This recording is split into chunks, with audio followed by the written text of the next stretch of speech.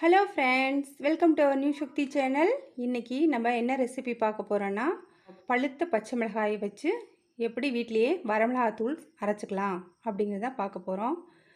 அதுக்கு என்ன தேவைன்னா, பழுத்த பச்சை மிளகாய் வந்து இப்போ நம்மளுக்கு வாங்கி வச்சுருப்போம். அது வந்து நம்ம கொஞ்சம் யூஸ் பண்ணாமல் இருக்கனால பழுத்துக்கும், வெயில் ஹீட்டாக இருக்கனால பழுத்துக்கும். பச்சை மிளகாய் மலிவாக கிடைக்கும்போது நம்ம அதிகமாக வாங்கி பச்சை கலரில் இருக்கிறத வந்து நம்ம சட்னி வேறு எதுக்காக யூஸ் பண்ணிக்கலாம்.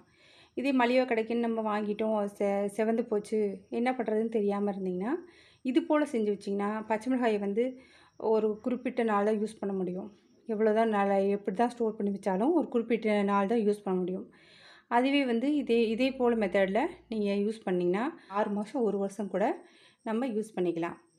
வாங்க இது எப்படி பண்ணான்னு பார்க்கலாம். இப்போ பழுத்த பச்சை மிளகாய் வந்து நான் ஒரு 5 கிலோ எடுத்திருக்கேன். நல்ல பழுத்திருக்கு. 4 டைம் வாஷ் பண்ணி வச்சுருக்கேன். இது போல் ஒரு பெரிய பாத்திரத்தில் ஒரு 6 சொம்பு தண்ணி ஊற்றி வச்சுருக்கேன். பபல் விட ஆரம்பிச்சிருச்சு. இப்போ இந்த ஸ்டேஜில் வந்து நம்ம வந்து எடுத்து வச்சோம்ல பழுத்த பச்சை மிளகா க்ளீன் பண்ணி வச்சுருக்கோம்ல, இதை வந்து இதில் அப்படி போட்டுக்கலாம். இப்போ எடுத்து வச்ச பச்சை மிளகாயெல்லாம் இதில் போட்டாச்சு. நல்லா அழுத்தி விட்டிங்கன்னா அழுத்தி விடுங்க. தண்ணி நிறையா இருக்கு பாருங்க. பார்த்தா பச்சை மிளகாய் மேலே இருக்கும்.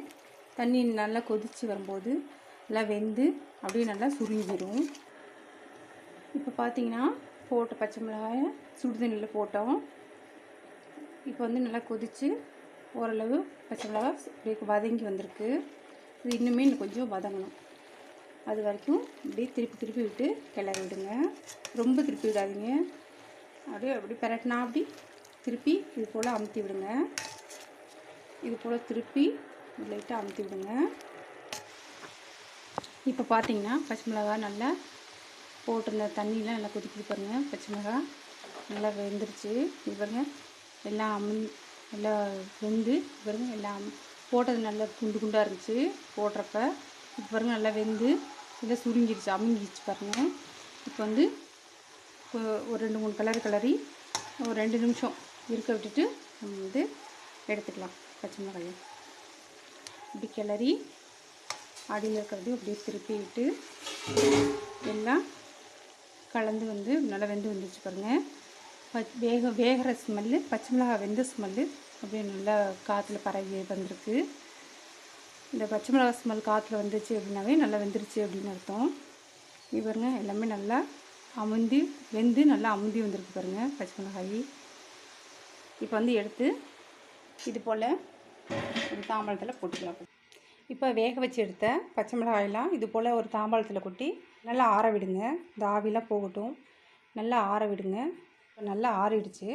இப்போ வந்து ஒரு அரிசி சாக்கு இருக்கு இல்லையா, அது மாதிரி இல்லைன்னா வெள்ளை கலர் துணி இதை போட்டு அதை நம்ம பரப்பி வெயிலில் காய வைக்கலாம். இப்போ தாம்பாளத்தில் எடுத்து வச்சுருந்தோம்ல வேக வச்சு பச்சை மிளகாய், அதெல்லாம் வந்து இப்போ ஒரு வெள்ளை கலர் துணியில் போட்டு இது போல் பரவி வச்சுருக்கேன். இது வந்து வெயிலில் ஒரு 3-4 நாள் நல்லா காயணும். இந்த மிளகாய் வந்து இப்போ பார்த்திங்கன்னா வதங்குதில்ல, இது வந்து இப்படி வளைச்சா உடையணும். அது மாதிரி நல்லா கிறிஸ்பியாக காயணும். இது ஃபஸ்ட்டு டே பார்த்திங்கன்னா நல்லா வளையுதில்ல. இது பாருங்கள் இன்னும் ஒரு 3-4 நாள் கழித்து நல்லா கிறிஸ்பி ஆயிரும். இது முதல் நாள் வெயிலில் போட்டது. இது 2ஆம் நாள். இது 3ஆம் நாள் வெயிலில் காயுது. இது 4ஆம் நாள். இது 5ஆம் நாள் நல்லா காஞ்சிருச்சு. இது பாருங்கள் நல்லா எவ்வளோ காஞ்சு சத்தம் கேட்குதா உங்களுக்கு? எவ்வளோ கிறிஸ்பியாக காஞ்சிருக்கு பாருங்கள்.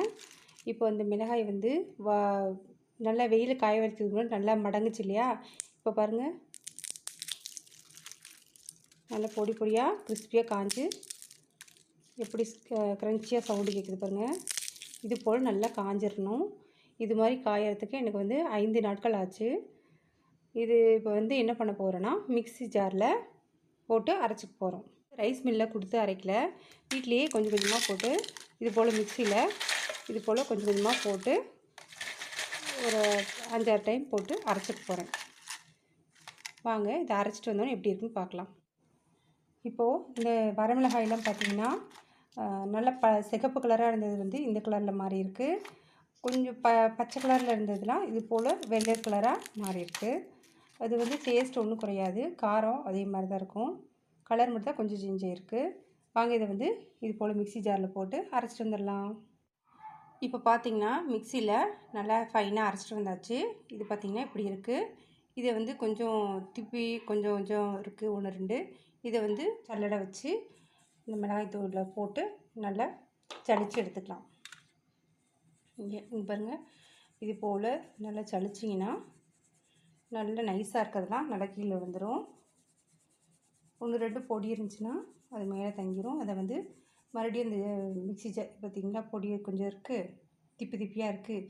இதை வந்து மறுபடியும் மிக்ஸி ஜாரில் போட்டு மீதி இருக்க மிளகாய்களும் இதே போல் அரைச்சிட்டு வந்துடலாம். இப்போது நம்ம எடுத்து வச்சுருந்த எல்லா மிளகாய்களும் மிக்ஸி ஜாரில் போட்டு நல்லா ஃபைனாக அரைச்சி எடுத்து சளிச்சு வச்சாச்சு. இது பார்த்திங்கன்னா எவ்வளோ வந்திருக்கு பாருங்கள். 5 கிலோ மிளகாய் போட்டதில் எல்லாம் வெந்து இதில் வெயிலில் நல்லா காஞ்சு கடைசியில் நம்மளுக்கு வந்து 1.5 கிலோ மிளகாய் தூள் கிடச்சிருக்கு. இதை வந்து நம்ம இது போல் டப்பாவில் போட்டு ஸ்டோர் பண்ணி வச்சுக்கலாம். இதை வந்து ட்ரான்ஸ்ஃபர் பண்ணிக்கிறேன். இப்போ பார்த்திங்கன்னா நான் 5 கிலோ பழுத்த பச்சை மிளகாய் எடுத்திருந்தேன். அதை நல்லா வேக வச்சு வெயிலில் உலர்த்தி 5 நாட்கள் ஆச்சு நல்லா காய்ந்து வரத்துக்கு. அதை வந்து மிக்சியில் நீங்கள் வந்து ரைஸ் மில்லில் கூட கொடுத்து அரைச்சிக்குங்க. காம்புகள் நீக்கியும் ஒரு சில பேர் அரைப்பாங்க, காம்புகளோடவும் ஒரு சில பேர் அரைப்பாங்க. நான் வந்து காம்புகளோடவே மிக்சியில் போட்டு கொஞ்சம் கொஞ்சமாக போட்டு அரைச்சி எடுத்துட்டேன். பச்சை மிளகாயை வந்து கொஞ்சம் சிரமம் பார்க்காம அது வேஸ்ட் ஆகக்கூடிய மிளகாய்களை வந்து கொஞ்சம் கொதிக்க வச்சு வெயிலில் காய வச்சு இது போல் பவுடரை அரைச்சி வச்சிட்டோம்னா 1 வருஷம் அளவு கூட நம்ம யூஸ் பண்ணிக்கலாம். குழம்புகள், சட்னி எது செஞ்சாலும் நம்ம இந்த மிளகாய் தூளை யூஸ் பண்ணிக்கலாம். இட்லி பொடி எல்லாத்துக்கும் இந்த தனி மிளகாய் பொடியை எந்த கெமிக்கலும் நம்ம சேர்க்காத வீட்டிலேயே சுத்தமாக சுகாதாரமாக செஞ்ச இந்த மிளகாய் தூளை வந்து நம்ம யூஸ் பண்ணிக்கலாம். இதே போல் நீங்களும் செய்து பயன்படுத்துங்க. இதே போல் ரெசிபீஸ்க்கு பொடி வகைகள் தயாரிக்கிறதுக்கு நம்ம நியூ சக்தி சேனலை லைக் பண்ணுங்கள், கமெண்ட் பண்ணுங்கள், ஷேர் பண்ணுங்கள். மறக்காமல் சப்ஸ்கிரைப் பண்ணுங்கள். பக்கத்தில் இருக்க பெல் பட்டனையும் அழுத்தி விடுங்க. தேங்க்யூ ஃபார் வாட்சிங்.